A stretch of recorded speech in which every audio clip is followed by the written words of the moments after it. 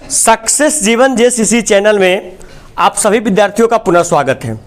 जैसा कि आप लोग याद है, पिछले क्लास में हम लोग समांतर श्रेणी पाठ में कंसेप्ट, ऑब्जेक्टिव और सब्जेक्टिव पूरा टोटल डिस्कस कर चुके थे और नेक्स्ट जो आपको चैप्टर डिस्कस करना था वो था आपका निरसांक ज्यामिति। आइए जल्द से जल्द सबसे पहले निरसांक ज्यामिति में जो भी कंसेप्ट पढ़ना है कंसेप्ट को डिस्कस कर लेते हैं और कंसेप्ट को डिस्कस करने के बाद फिर निर्देशांक ज्यामिति पार्ट से हम लोग ऑब्जेक्टिव और सब्जेक्टिव को देखेंगे। आइए बिना विलंब किए हुए देखिए, आप लोग जानते हैं कि एक होता है, सभी विद्यार्थी प्लीज यहां ध्यान देंगे, अब लिखने में फोकस नहीं करेंगे। एक होता है आपका कार्तीय तल। कार्तीय तल में क्या होता है कि दो अक्ष आपका होता है। सबसे पहला कौन अक्ष बोलिए? एक्स अक्ष, और दूसरा कौन सा? वाई अक्ष। एक बात आप लोग याद रखेंगे, इसी एक्स अक्ष ये जो होता है, इसी एक्स अक्ष को हम लोग बोलते हैं कौन रेखा? क्षैतिज रेखा। क्षैतिज मतलब बिल्कुल स्ट्रेट हुआ, ठीक है, और ऊर्ध्वाधर मतलब बिल्कुल ऐसे खड़ा हुआ। अगर कोई सपोज कीजिए बिजली का खंभा है तो बिजली का खंभा ऊर्ध्वाधर खड़ा होगा, ऊर्ध्वाधर, ठीक है, और अगर इस प्रकार से होगा तो इसे क्या बोलेंगे? क्षैतिज। तो एक्स अक्ष जो होता है इसको कौन रेखा बोलते हैं? क्षैतिज रेखा। और जो वाई अक्ष होता है उसको क्या बोलते हैं? ऊर्ध्वाधर। ऊर्ध्वाधर जो होता है, देखिएगा इसका प्रयोग, ऊर्ध्वाधर का जो प्रयोग होगा हम लोग करेंगे त्रिकोणमिति के अनुप्रयोग में। बोलेगा कि एक खंभा जमीन के ऊपर ऊर्ध्वाधर खड़ा है, तो ऊर्ध्वाधर मतलब बिल्कुल क्या? स्ट्रेट, और वो जमीन के साथ जो एंगल बनाएगा वो कितने डिग्री का? 90 डिग्री का। तो हम लोगों ने कितना अक्ष लिया सर? दो। एक लिए एक्स अक्ष और एक लिए एक्स अक्ष को बोले क्षैतिज रेखा और वाई अक्ष को बोले ऊर्ध्वाधर रेखा। दोनों एक दूसरे को एक बिंदु पर प्रतिच्छेद किया, वो बिंदु क्या कहलाएगा? क्या उन बिंदु? और बोलिए मूल बिंदु का निर्देशांक क्या होगा? 0, इसका मतलब x का मान भी 0 और y का मान भी 0। जैसे ही हम लोगों ने ये दो अक्ष लिया, x अक्ष और y अक्ष, और दोनों को एक तल पर डिनोट किया, ये तल कहलाया कौन तल? कार्तीय तल। जैसे ही हम लोगों ने इसको डिनोट किया, तल टोटल बट गया कितने भाग में? 4 भाग में, जिसको हम लोग बोलते हैं चतुर्थांश। जिसको क्या बोलते हैं? चतुर्थांश। बताओ तो कितने चतुर्थांश बच गया? 4। बताओ ये कौन चतुर्थांश? प्रथम। ये बोलिए, ये और ये, मतलब कार्तीय तल के ऊपर जो आपका दो अक्ष की सहायता से, एक्स अक्ष और वाई अक्ष की सहायता से हम लोगों ने खींचा, इससे कितने भाग में बट गया? 4 भाग में, और वो चारों भाग क्या कहला है? चतुर्थांश। अब बताइए प्रथम चतुर्थांश का जो निर्माण हुआ, देखिएगा प्रथम चतुर्थांश का निर्माण किसके सहायता से? ये आपका x और ये किसका? y। अब बताइए पहले x आता है कि पहले y? पहले x या y?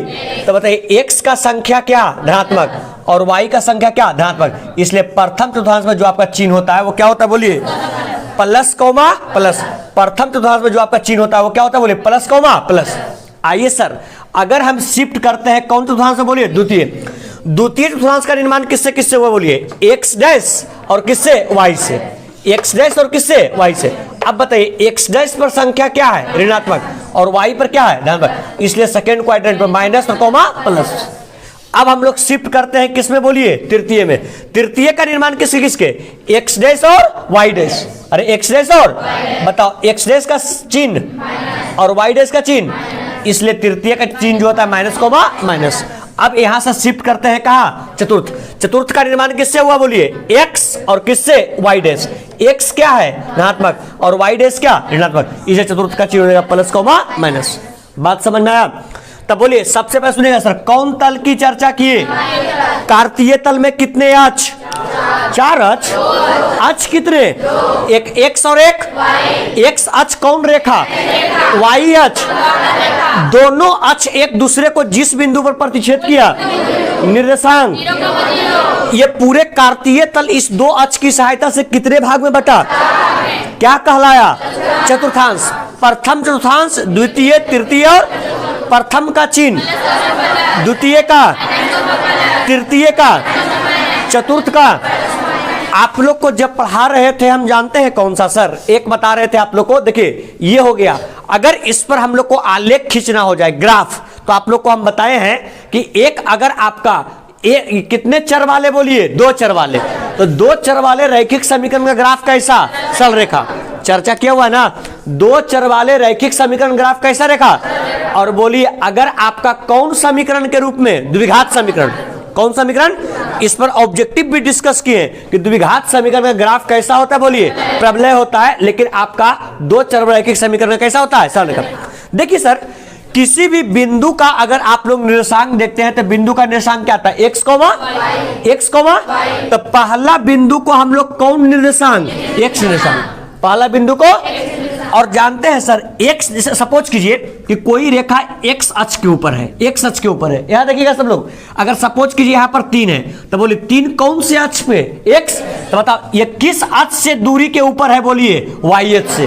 तो एक बात आज के बाद ध्यान रखिएगा, देखिए यहां पर हम लिखवाए सर, जो वाई अक्ष से दूरी होता है, गौर करेंगे, जो वाई अक्ष से दूरी होता है वो आपका कौन निर्देशांक कहलाता है, एक्स निर्देशांक। वाई अक्ष से दूरी जो होता है वो कौन निर्देशांक कहलाता है, एक्स निर्देशांक। और जो वाई अक्ष से दूरी होता है और कोई बिंदु एक्स पर मौजूद होता है तो उसका, उस बिंदु का निर्देशांक क्या होता है, 0, वाई, 0, और बोलिए अगर कोई एक्स अक्ष से दूरी होता है उसको क्या बोलते हैं, अगर एक्स अक्ष से दूरी है इसका मतलब वाई निर्देशांक क्या है, बोलिए 0, और वाई निर्देशांक, तो उसको हम लोग बिंदु को क्या बोलते हैं, बोलिए एक्स कॉमा एक्स कॉमा। बताइए कोई भी बिंदु होता है उसका निर्देशांक क्या होगा, एक्स कॉमा, तो एक कहलाएगा एक्स कहलाएगा एक्स निर्देशांक और वाई कहलाएगा, और एक्स निर्देशांक का दूसरा नाम क्या, भुज, और वाई निर्देशांक का कोटि। देखिए सर इसमें 3 तरह का प्रश्न पूछ सकते हैं। देखिए सपोज कीजिए एग्जांपल दे दिया -5,4, सबसे पहले ऑब्जेक्टिव में पूछता है बताइए -5,4 किस चतुर्थांश में स्थित होगा। तो देखिए इसका चिन्ह देखिए, ये क्या है माइनस, ई क्या प्लस, बोलिए minus comma plus, minus comma plus कौन चतुर्थांश में, द्वितीय में है। तो बताइए सबसे पहले ये बिंदु किस में चल गया, द्वितीय में। अब इसमें पूछेगा -5,4 में भुज का मान क्या होगा, -5, क्योंकि एक्स निर्देशांक को क्या बोलते हैं, भुज, और वाई निर्देशांक को, तो बोल सकता है, इसमें पूछ सकता है आपसे कि बोलिए इसमें भुज का मान कितना होगा, -5, कोटि का मान कितना होगा, 4। ऐसे भी पूछा जाता है एग्जाम में, या पूछ सकता है कि एक्स निर्देशांक का मान क्या होगा, -5, वाई निर्देशांक का मान क्या होगा, 4। क्लियर है क्या।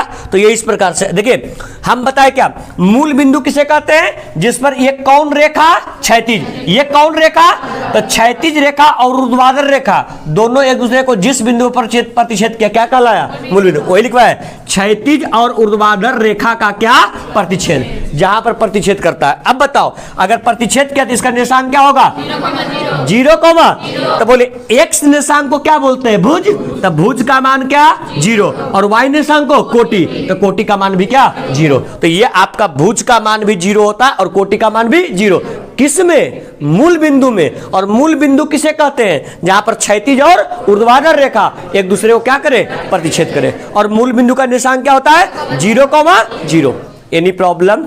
आइए सर, यदि आपके पास कितना बिंदु हो, 2 बिंदु, एक यहां देखोगे एक बिंदु का निर्देशांक क्या हो, x1, y1, और दूसरे का निर्देशांक x2, और बताइए दोनों की क्या निकालना हो, बीच की, तो बीच की दूरी क्या कहलाएगा, AB।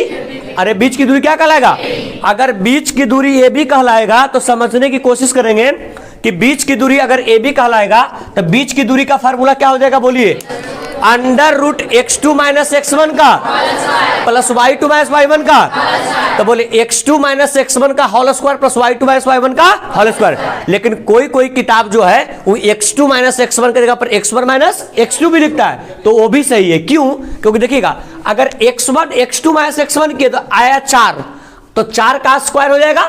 अगर x1 - x2 किए तो 4 की जगह क्या आएगा, -4 का स्क्वायर, तो 4 का स्क्वायर भी 16 और -4 का स्क्वायर भी 16। तो कभी कभी बुक ये भी लिखता है और कभी कभी ये भी लिखता है, तो घबराना नहीं है, क्योंकि 1-2 बार ऑब्जेक्टिव में ऐसा पूछा गया है, ठीक है। तो विद्यार्थी लोग कंफ्यूज कर रहे थे कौन सा आंसर सही होगा, दोनों रिजल्ट सही है, x2 - x1 का होल स्क्वायर भी और y2 - y1 का भी होल स्क्वायर, या फिर x1 - x2 का होल स्क्वायर और प्लस y1 - y2 का होल स्क्वायर, दोनों रिजल्ट सही होता है। बात क्लियर है। लेकिन हम लोग प्रयोग करते हैं फर्स्ट वाले का, तो आगे प्रश्न भी डील करेंगे तो फर्स्ट वाले का ही यूज करेंगे, समझ में आ रहा। आइए सर आगे, यदि आपको एक बिंदु का निर्देशांक क्या हो, बोलिए x, y, और आपको कौन बिंदु से दूरी, कौन बिंदु से? मतलब बताइए, ये हो गया x, ये हो गया y, और ये क्या हो गया बोलिए, ये हो गया x2 और ये क्या हो गया y2। मतलब बताइए x2 का मान भी 0 और y2 का मान भी 0। तो यदि मूल बिंदु से निकालना होगा बीच की दूरी तो कुछ नहीं करेंगे, simple under root X square plus Y square, under root X square plus Y square. अब आगे बताए थे कौन सूत्र, कौन सूत्र? कितने बिंदु?